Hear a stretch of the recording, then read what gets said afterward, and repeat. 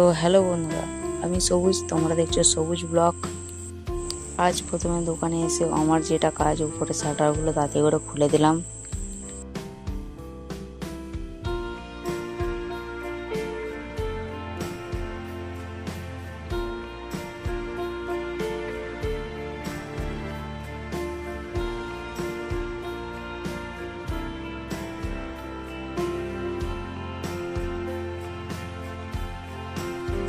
তারপর আমার একটা পার্সেল চলে এসেছিলো, সেই পার্সেলটাকে আমি নিতে চলে গিয়েছিলাম।